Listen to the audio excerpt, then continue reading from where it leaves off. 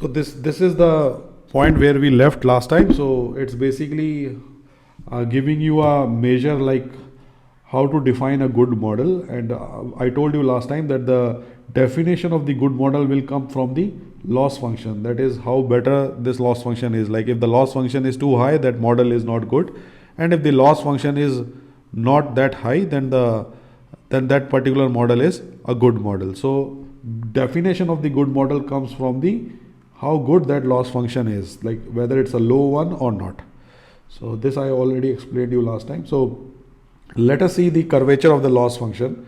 So this is basically telling you like what is the type of cost functions we have. So here if you see we have this loss function, we want to see the trajectory of this loss function, how it looks like. So the trajectory we want to observe, and we will see how it looks like. So let us have this data point here. So here we have these data points which I have artificially created by using these cross. So this is just an artificial data point, and it has no link with the previous problems which I have shown you, so that just to simplify the things. So I have just taken only few data points. So can anyone tell me like if I want to fit which kind of curve will fit here, like will it be a straight line or a curve, or will it be a parabola, or like if it is a straight line then the slope will be positive or negative? Anyone? Straight line with positive slope. Right. So by observing this data, we think that it will be a straight line with a positive slope, but we do not know the intercept of this, which is basically theta 0, and we do not know the slope of this, which is theta 1. If you recall our model where we were using theta 0 plus theta 1 x as the equation of this line, and note that it's only a single feature right now. So this can be specifically written like this also, because we are currently using single feature. So now let us simplify this model. So our initial model is theta 0 plus theta 1 x, which we were telling you initially, as I told you that this is the model that we are working on. So let us do one thing. Let us keep this theta 0 0. So let us keep this theta 0 0. So if I keep theta 0 0, what will be the equation of the line, like from where it will pass?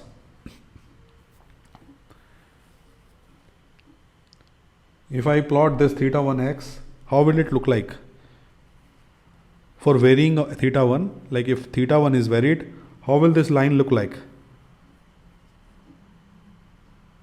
Anyone?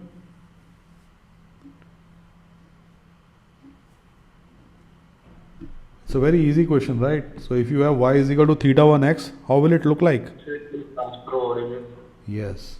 So this will pass through origin. So all the locus of the lines will be, it will pass through origin. Why it will pass through origin? Because theta 0 is 0.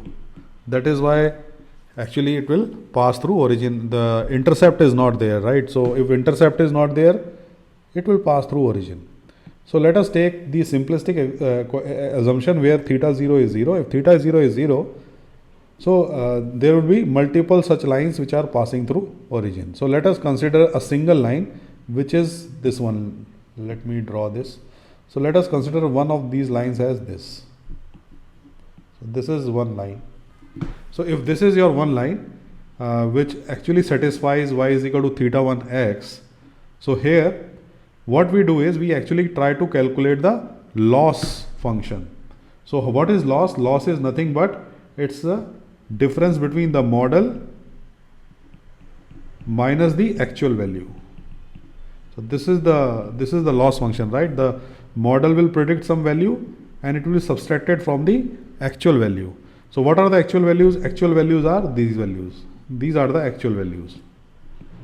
And what is the model prediction? Model prediction is on this line. So if I want to calculate the error, what will be that? Will it be this or not? These are all errors, right?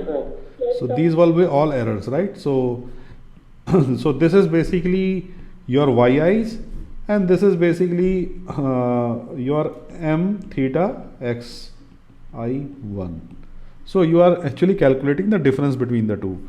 And you can observe clearly that if you take this as your line, then the errors that it is creating with the samples is much higher. So let us sum all these errors, because you know that the loss function is nothing but summation of m theta xi minus yi. You are squaring them up, so that if the errors are negative also, that will also square up and everything will add up. So even the negative errors will also become positive if you square them. And you are doing it for all the samples. So if you do this, whatever value that will come, that value will be this, let us say. And we are calling it as, let us say, maybe some value, let it alpha. Not alpha, because we will be using it later on. So maybe just a point. So what I am doing is I am plotting this line, plotting this point, sorry, for a specific value of theta 1. Okay. Now what will happen? Now let us change the value of theta 1. So if I change the value of theta 1, it will, let us say, become like this. So if I change the value of theta 1, it will become like this, let us say. So if it becomes like this, will you all agree that the error that it creates with the line, now the new one, this is the new line, right? It is m theta xi new one. So the error it will create is now less compared to the earlier case. Yes, sir. Right? So it will create a small error compared to the earlier case. So what will happen? It will actually, the error will go down. As you can see that it's creating a small error. Again, if you increase the value of theta, if you vary the value of theta, it will again be somewhere like this, let us say, and then you can clearly see that there will be a point where the error will be minimum, where it is fitting properly. Will you all agree on this or not? So there will be some line where it will fit all the data points in a proper way, and that data points that will give you a value which is this.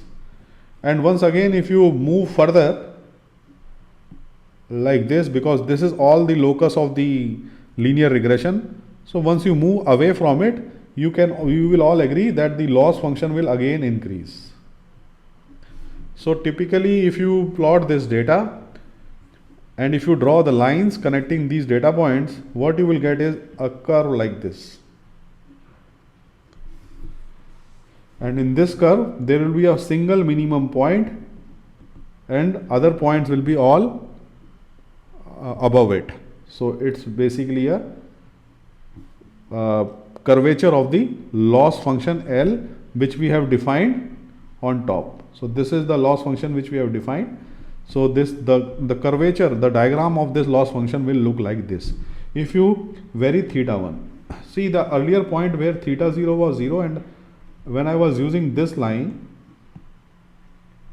then the point will be on this, not here. So it will be here, because here only your theta 1 is 0, right? So this point corresponds to the error which is coming because of this line. So as you move your theta 1 rather, then what you are trying to do, you are trying to come up with the line which can best fit the data points. And at that point, when we are saying it's a best fit, that means the point is the minimum in terms of the error. So error will be minimum in the best fit point. And why we are varying this theta? We are varying this theta because we are trying to optimize. We are trying to come up with the optimal values of theta. Are you getting my point or not? We are actually trying to vary the theta, which is in turn changing the equation of the lines. And what we are trying to do, we are trying to optimize. We are trying to optimize the line so that our error is less. And this variation of the theta is done through various optimization algorithms, which one of them is called as gradient descent, which we will discuss in the coming slide.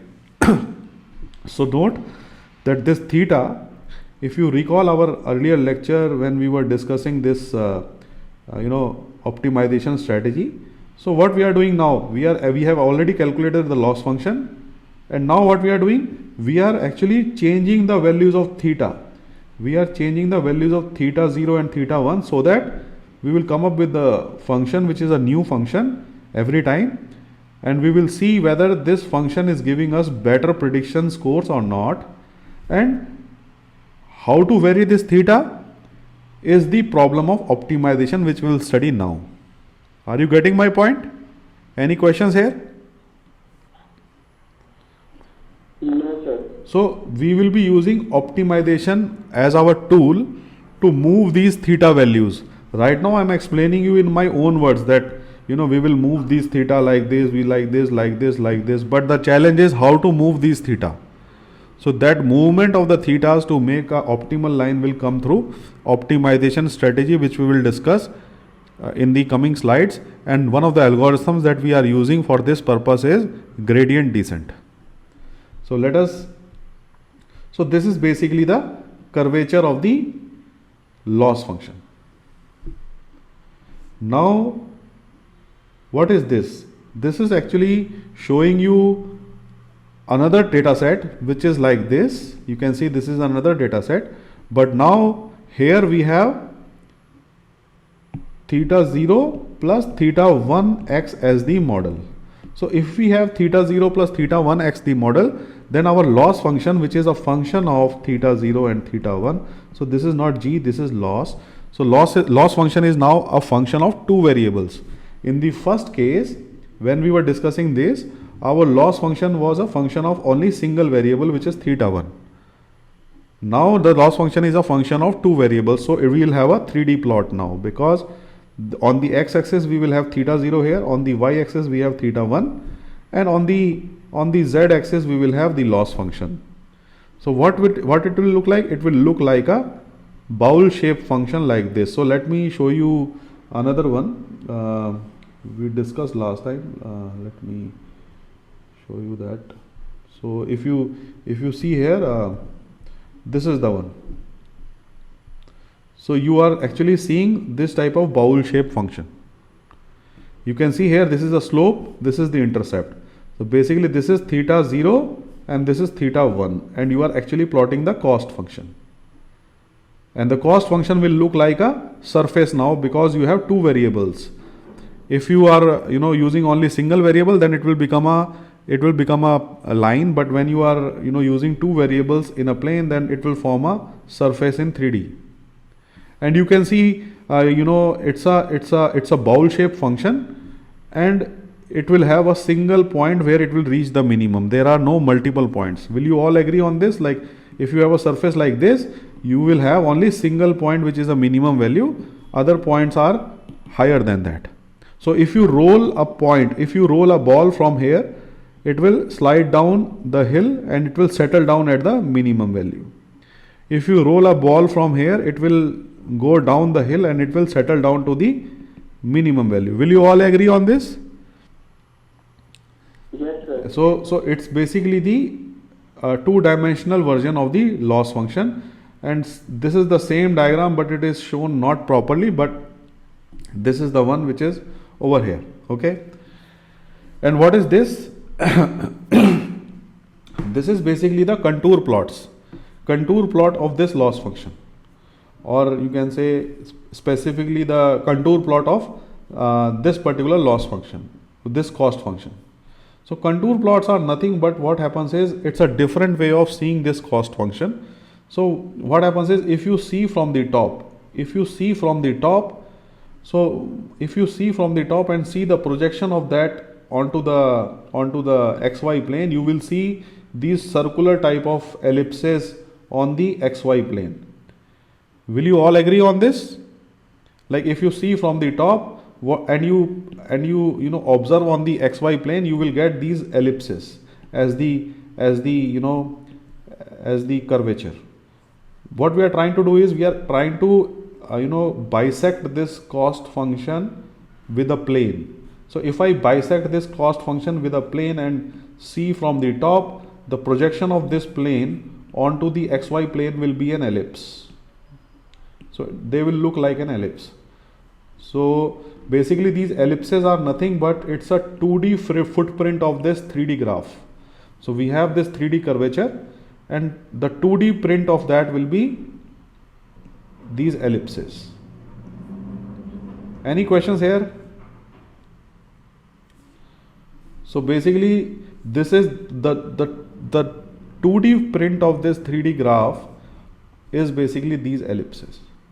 And the important point in these ellipses are, there are two important points. The first important point is that all the values on this particular ellipse, let us say, all the values will be same.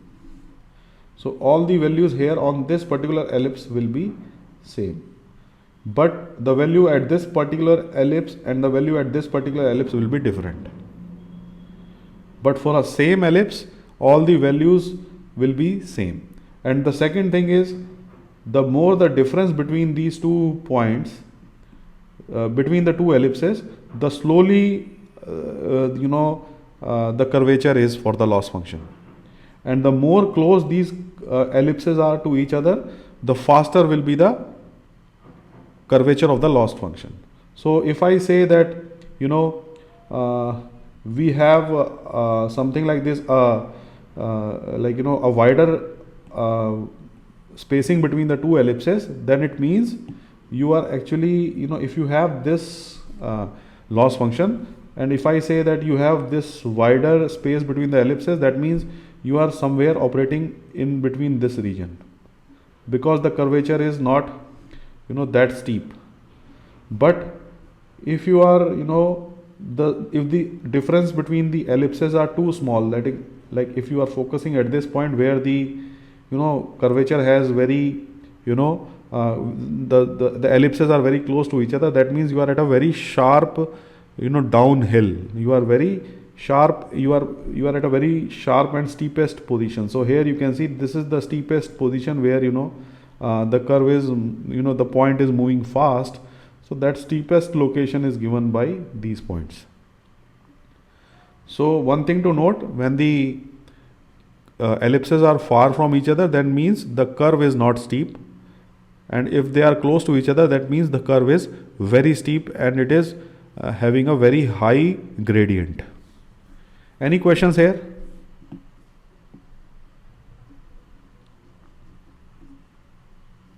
No, sir. Okay, so this is basically your loss function and its corresponding contour plot. Okay, and now this is actually showing you a practical loss function. It's not the simplistic loss function which we discussed here. Let me show you that first. It's not this simplistic loss function, but it's a practical loss function which you will find in most of the complex machine learning algorithms or deep learning algorithms. And you can see there are multiple local minimas, and we have a global minima here, and there are multiple such local minimas and only a single global minima at this point. So this type of function which has multiple local minimas and a single global minima, if it is there, then these type of these type of surfaces are also called as non-convex surfaces. So the problem with these type of surfaces is that they are highly dependent upon the initialization. So let us say you initialize your algorithm at this point, then what will happen? It might be the case that this point will go down and settle down at this point, because this is the local minima. And another one is, let us say if you initialize at this point, it might be the case it will go down the hill and it will settle down at this local minima. So the problem is, it's not guaranteed that it will go down onto this global minima or not. So there is no guarantee with these type of cost functions. But if your cost functions are like this, then you are guaranteed to go to the local, which is a global minima here. If you initialize here, it will also go here. If you initialize here, it will also go here. So it hardly matters whether you initialize at which point, it will always go to the same point. So these type of functions which have only single global minima are called as convex functions. These type of functions which have single global minima are called as convex functions. And the beauty of convex functions is, wherever you initialize these functions, they will all reach to the same global minima. Whereas the non-convex functions which look like this, they are highly dependent upon where they are initialized. So these type of curves are called as non-convex surfaces or non-convex curves, because they have multiple local minimas and maybe a single global minima. Any questions?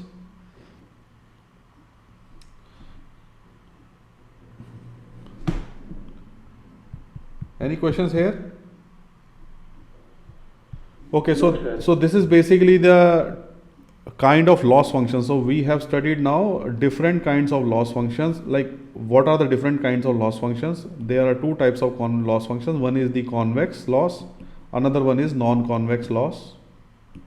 And based on and we try to actually work with convex loss functions. And the advantage of using convex loss functions is that convex loss functions have a global minima and it's very easy to achieve, whereas the non-convex ones are problematic because they have multiple local minimas, and it might be the case that your point will settle down to any local minima, and because of that the theta 0 and the theta 1 that you will get will not be the optimal values of the model. Okay, so now the question comes, that is how to obtain the optimal values of theta 0 and theta 1. So we are actually now heading towards this particular part, like how to optimize, how to get the values of theta 0 and theta 1, which algorithm should we use so that we can make these predictions. So now we are into optimization part. So there are two ways of doing this. That is, one is one is numerical methods, or it is also called as normal method, and the second one is called as gradient descent method. So there are two ways of achieving this target. One is numerical methods, another one is gradient descent. So let us discuss each of them and let us see what are the differences and what are the advantages of one method over other. So the first method is called as normal method. So let us see what it is. So you already know this loss function, we have already discussed this. So now what we are doing is we are actually replacing m theta xi by the original assumption of the model that we have used. So here note that I am only currently using single feature. So the model is like this. Now what I am doing, I am actually expanding these two terms. This is nothing but it's a minus b whole square. So it is nothing but it's a minus b whole square. So this a minus b whole square you can expand like this. This is a square, this is b square, and then this is 2ab minus 2ab. So once it is done, then you can expand this also further. So this is theta 0 square, then we have theta 1 x1 I square, then we have 2 theta 0 theta 1 xi. So this is basically the expansion of this particular a plus b whole square. This is as such we are keeping, and then we are actually multiplying 2 inside and keeping these two terms like this. So now what we are trying to do is we are trying to calculate the gradients of the loss with respect to theta 0 and theta 1. So let me explain you why we are actually calculating the gradients of the loss with respect to theta 0 and theta 1. So if you see the loss function which we were deciding last time, right? So the loss function was like this, right? For the single case, our loss function is like this. Okay, so if you initialize your point at this location, let us say you initialize your point at this equation, means you are taking any arbitrary value of theta 1. You are taking any arbitrary value of theta 1, and by saying arbitrary value of theta 1 means if you have this data set, let us say, so what you are saying is you are actually taking some line like this to start the algorithm. So whatever value you have taken here, which we are calling as, let us say I'm calling this as theta 1, not 1, let me call as theta dash. So this value is theta dash. Sorry, so not this one, it will not be this line, it will be like this, and what I am calling it as theta dash. So when I say that I am starting at this point, means I am having this theta dash, and correspondingly I am having the line which is theta dash x, which is equal to y, is this line.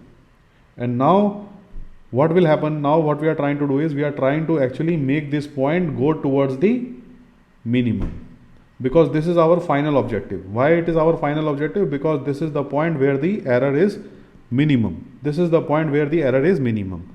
So what can you say about the derivative at this point?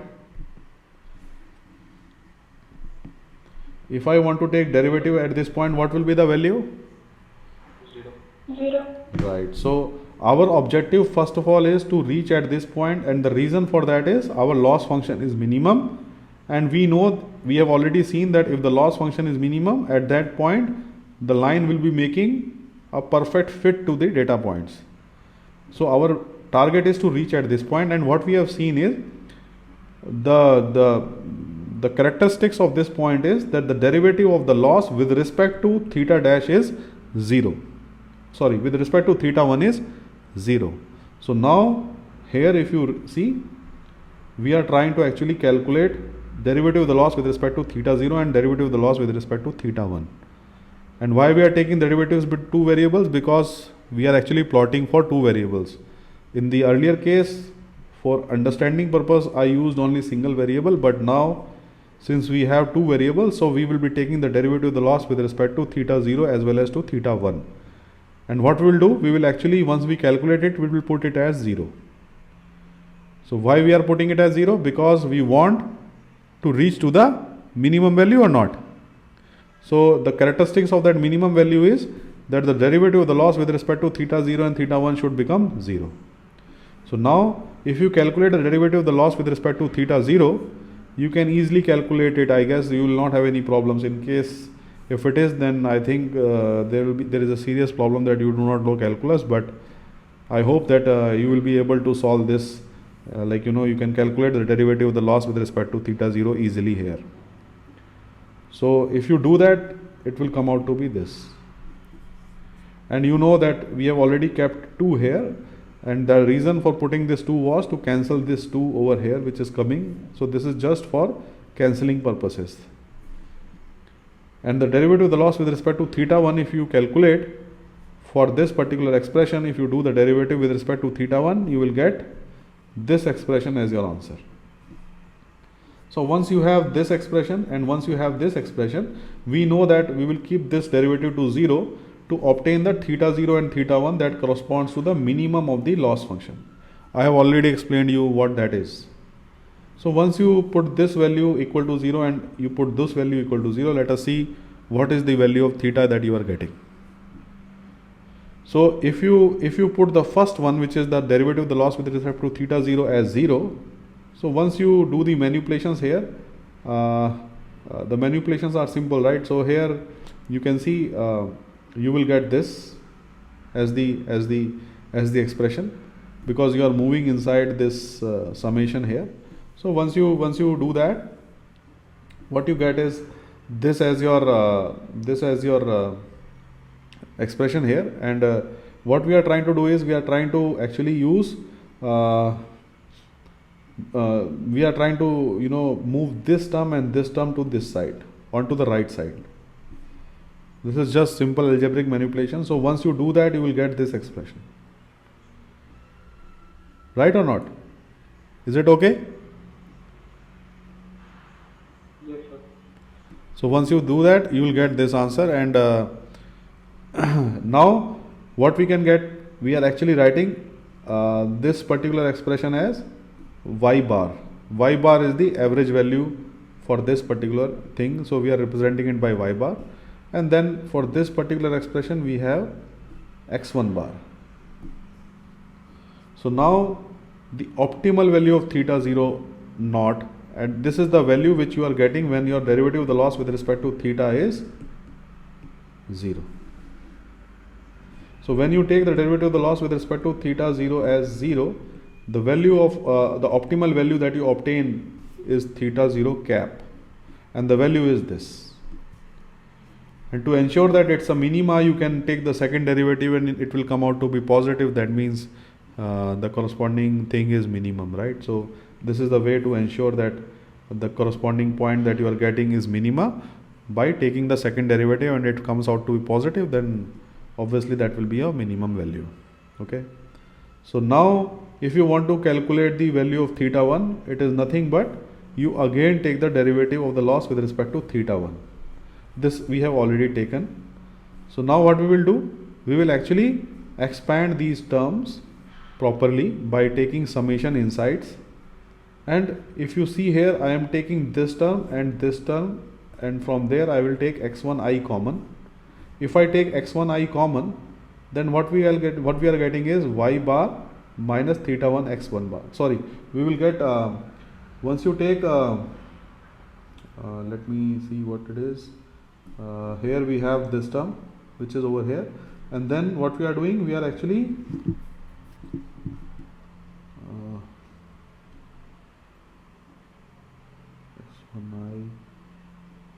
so we are actually taking we are actually substituting the value of this theta 0. So if you see here, this theta 0 we have already calculated from our this side. This is the optimal value of theta 0 we have calculated. So what we are doing, we are actually substituting this value of theta 0 here. So if I substitute this value of theta 0 which we have calculated earlier here, and then we have x1i this side, and then we have this. 2's are all cancelled out. So once we have this, you can adjust these terms by doing algebraic manipulation. So it's very easy, you can go around and see how I have done it. So once you do these algebraic manipulations, you will get the value of theta 1 estimate. So this is the theta 1 estimate that you get, the expression for that. And for theta 0 estimate, you know what it is. It is y bar minus theta 1 x1. Theta 1 x1 bar. Right or not? Yes, sir, right. Right. So basically now, if you want to calculate the values of these theta 0 hat and theta 1 hat from the Excel sheet, if you have this data which was given to you last time here, if you recall, this is the Excel data which we were looking at. So you know that if you want to calculate the theta 0 and theta 1 hat for this, you know that you have to do for various calculations. You have to do x bar also, you have to do y bar also, you have to take x bar y bar calculations also. So basically once you do all these calculations for these tabular data, I hope you know how to calculate x bar from this, right? It's just a normal mean, and for y bar also it will be a normal mean for this table, and then x bar y bar, all these calculations you can do. So once you have these calculations in your hand, then from using these values of x bar y bar multiplication, all this, once you calculate that, you can put these values here in theta 0 as well as in theta 1, because it requires only multiplication of xi's with yi's, and the means are there, so this can be calculated separately. So once you calculate all of these terms, you will get theta 1 hat, and once you obtain theta 1 hat, you can put it into this expression to get theta 0 hat. And once you evaluate theta 0 hat and theta 1 hat, these are the optimal values. These are the optimal values for the model. And why we are calling it as optimal values for the model? Because it will make the loss function minimum.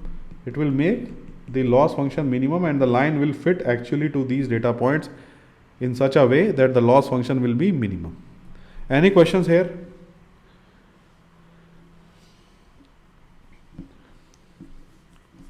No questions?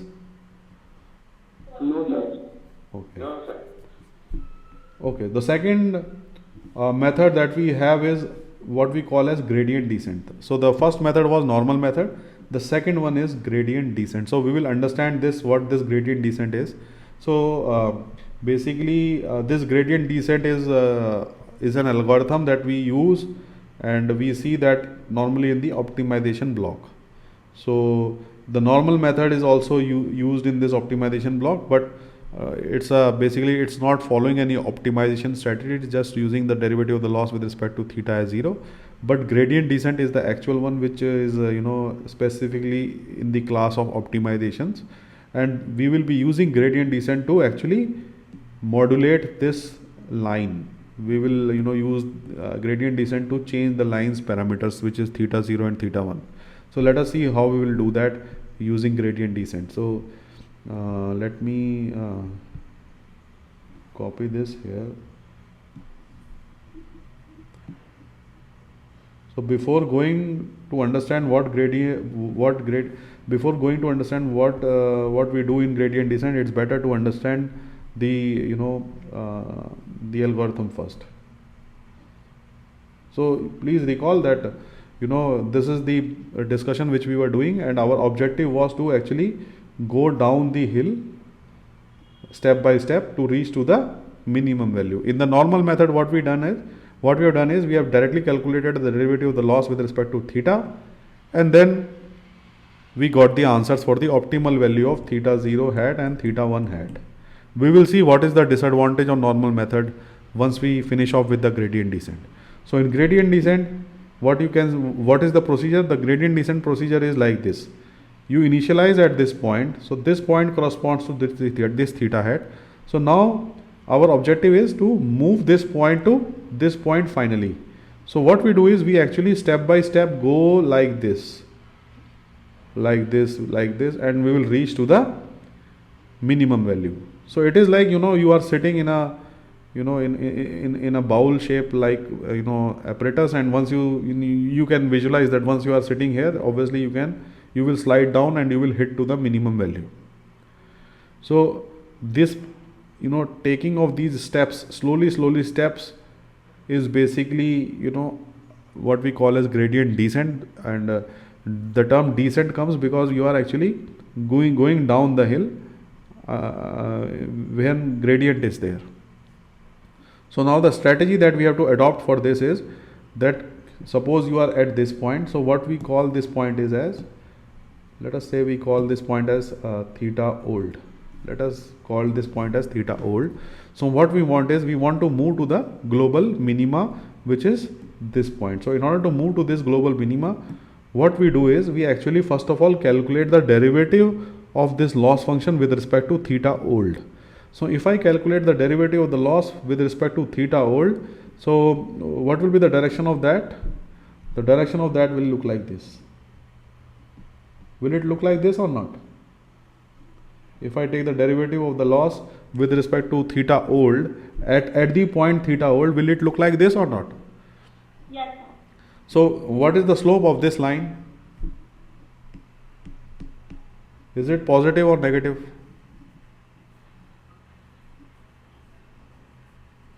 What is the slope of this line? Positive. A positive. Yes, so it's a positive slope, right? You are actually measuring from here, so it's a positive slope. So the derivative of this line with respect to theta old, specifically I'll write old here, old, because I'm taking the derivative at the point theta old. So you can see the slope of this line is positive. So what we do is we use an equation which we call as gradient descent equation, which is nothing but it's theta new, a new point, which is equal to theta old point minus alpha times the derivative of the loss with respect to theta. So if I use this line, if I use this equation, will you all agree that the new point that is calculated from this equation, which is this theta new, will be somewhere here at this point? So it will jump like this and it will be at this point. So this is theta new. Will you all agree on this?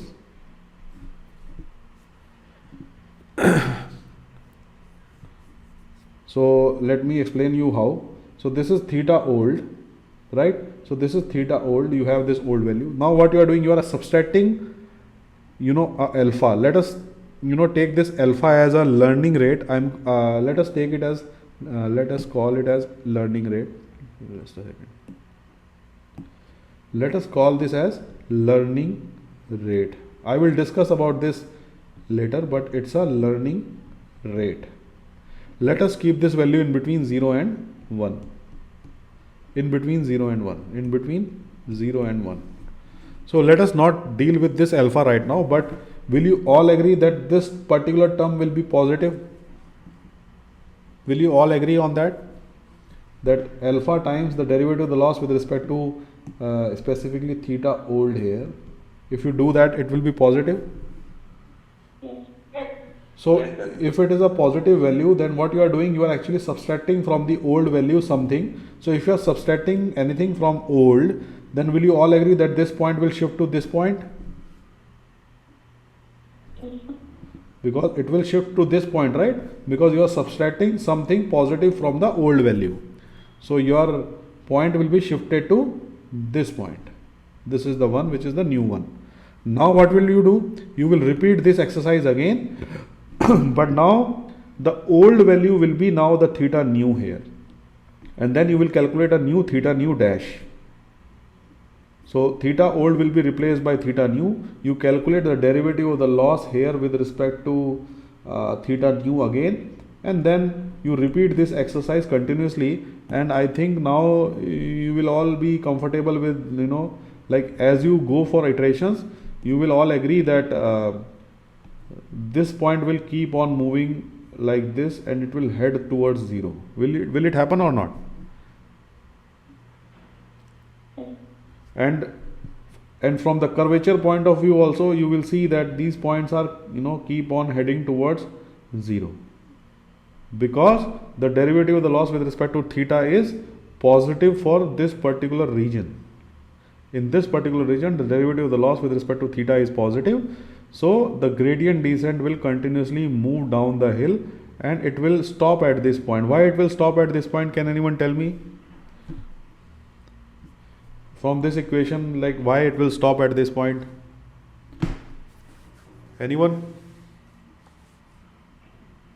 Why it is not going? Why it is not going this side? After this, there will be negative slope. So what? So theta old minus negative slope will become positive. So Okay. it will add on something. Okay, then it might be the case that it will go like this also, right? It can ascend also, right? See the very So we can't step up because it will be positive slope and here it will be negative slope. okay. So it will not be able to ascend the curve, right? Yes, sir. But will you all agree that at this point the derivative is 0? So at this point the derivative is 0, so this complete term becomes 0. So whatever the value is, it will remain the same and there will be no increments because this term is completely 0, right? So once you get to this minimum point, the derivative of the loss with respect to theta becomes flat. So this point will remain as such and there will be no shifting of this point to this point. Okay. Once it reaches here, there will be no shifting of the points. Okay. So this is basically the analysis of this side. Let us say by accident you have initialized somewhere at this point, not at this point. So corresponding to this, maybe your line is like this. So this is the point initialization for this line. I am just hypothetically cooking this example.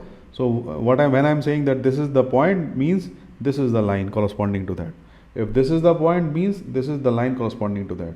And if you are going down the hill, you can observe that your thetas are changing each and every time when you are going down the hill. That means your lines are adjusting as you are going down the hill. So once you are at this point, means you are fitting to the line properly. So basically what's happening now, using this gradient descent, you are actually forcing this line to move along the to move along the point where the loss it makes with the data points is minimum. So it is trying to do that.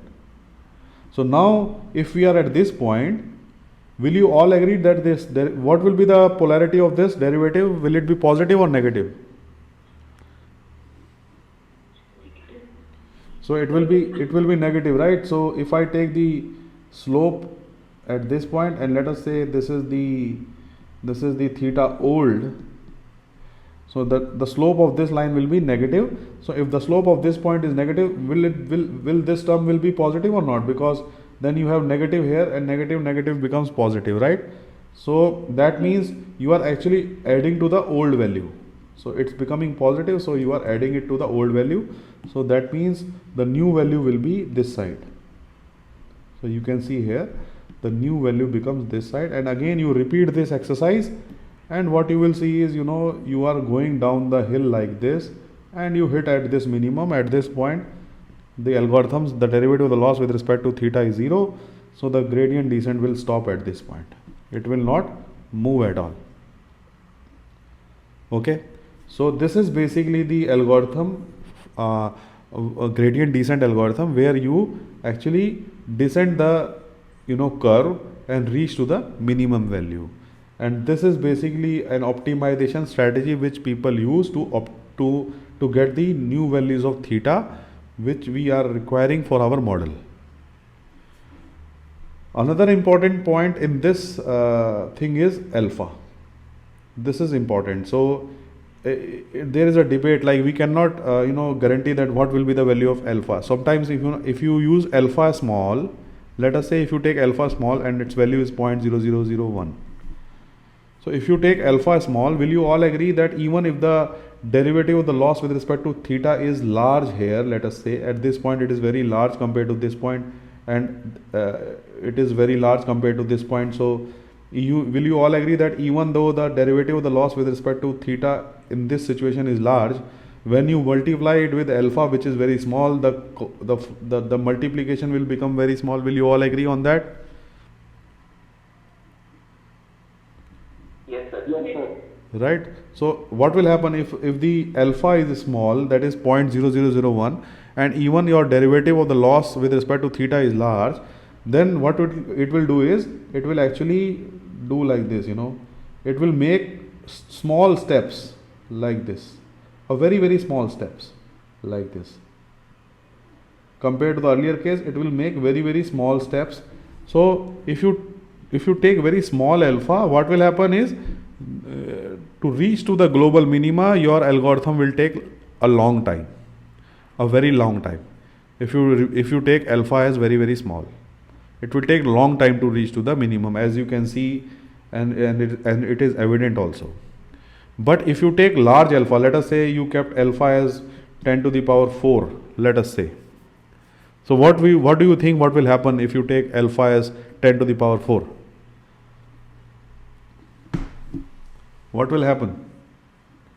Sir, it may fail to reach to the global minimum. Why it will fail to reach to the global minimum?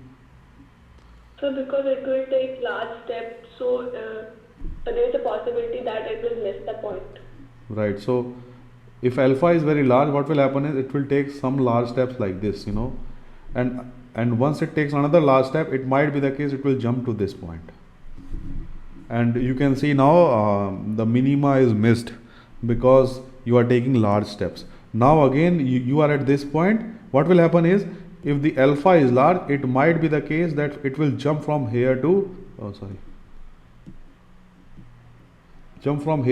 here, and then it will keep on oscillating like this, some oscillations like this. So it will keep on oscillating in this fashion, and it might be the situation that during these oscillations it will go up rather than going down. So what will happen is your error will go up rather than going down, as you can see from this curvature, the one which I have drawn here. So this is basically switching back and forth because of the large alpha, and you can see how error is growing up. So if error is growing up, that means you are not fitting the line properly. So this is basically the role of alpha. So we have to play with this alpha properly, because if you do not select the alpha in a proper way, then what will happen is it will either slow down the process of gradient descent. You will reach to a minimum after a very long time. And if you take alpha too large, then it might be the case that you will miss the global minima, and the optimization is not guaranteed. The optimum value is not guaranteed, and error will become very large. So you have to see which kind of alpha you want to put. And there are some studies to select the value of alpha, but normally people use hit and trial method to select the optimal value of alpha for their problem. So there is no specific formula to select the value of alpha. Okay, any questions here? Okay, so if I use gradient descent, then how will I use these equations for doing that? So let us see that. So this is the loss function. You already know, we have already discussed this, and this is just replacement of the loss function with this model. So now what we will do is we will use gradient descent. So in doing gradient descent, we are again taking the derivative of the loss with respect to theta 0. As you can see here, this is the one, and this is basically written like this. So now we know, we have already explained you that the theta new parameter for theta 0 will be theta old minus alpha times the derivative of the loss with respect to theta old. So this is basically all old. This is old and this is new. So this is new and this is old. So what you are doing now, you are actually substituting the derivative of the loss with respect to theta old, which you have calculated here, to this side. So this is the expression for that, for the new one. And you keep on repeating this algorithm. You keep on repeating this till you get the value of optimized theta value new. Similarly, when you calculate for theta 1, so we know already, we have calculated this. So derivative of the loss with respect to theta 1, we know already this one. And then what we are doing is we are just adjusting the terms here. We are just adjusting the terms, and I have taken x1i common from these two terms, and then I have taken x1i common from both these terms, and we have kept it outside. So here you can see the derivative of the loss with respect to theta 1 is given by this expression. This I have written as m theta xi, because we know that this is the model which we are actually writing. And the important thing to note here is that we have this x1i corresponding to theta 1. So basically right now in this particular problem, we have this feature, right? We have only single feature. So corresponding to that feature, you have theta 1. So when we will go to multiple features, you will realize that this 1 will be replaced by j, and this 1 will be replaced by j, where j is running from 1 to n. So we will use n features for multi-regression problems. Multi-features. Right now it's a single feature. So what we have is, we have only 1 here, and the corresponding value of theta 1 is related to this feature only, the single feature which we are discussing here. So the derivative of the loss with respect to theta 1 is given by this. So if I write this compact form in the terms of gradient descent, it will be theta 1 new, that is the new gradient value theta 1, which we will calculate as theta 1 old minus the gradient which we have calculated here this side times x1i. So this is just the loss function which we have calculated this side. So now if you see, for the single feature case, if you want to do gradient descent on this particular data set from scratch, you have to actually repeat these values of theta 0 and theta 1 from scratch. So this is the algorithm for gradient descent when you use from scratch. And what I have done is, I have actually used theta 0 and theta 1 for the equations which we have written over top. So once you do the iterations, so you keep on repeating these steps, like you go for iterations 1 to, let us say 1000 or maybe 100 or whatever. So once you keep on repeating this exercise again and again, your theta 0 and theta 1 will reach to the optimum value. And this is done through gradient descent algorithm, which uses right now single feature only. So this is important. Okay. So once we have this, we can this is the plot which is actually showing you how your line is changing as per the situations, like as the theta 0 and theta 1 are changing, how the line is adjusting to the data set. This is showing you the actual plot, and this is showing you the contour plot, that how your data point is because these contour plots, the data point of these contour plots are nothing but it's theta 0 here and it is theta 1 this side.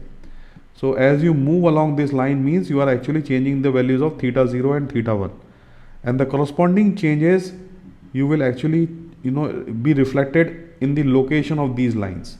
So at this point you have certain value of theta 0 and theta 1. The corresponding equation for that will be for this line, and the loss that it is making, the loss this line is making with the data set is the value of the contour point which is over here. So this value will be the value of the contour point, is the loss function that this particular line is making.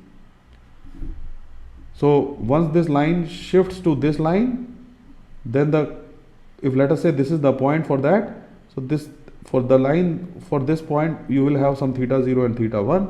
So that theta 0 and theta 1, once you write the model, the equation of that line will be this, and the loss function that it makes with the data points will be the point on this contour, which is the value of that, which is the value of the loss function.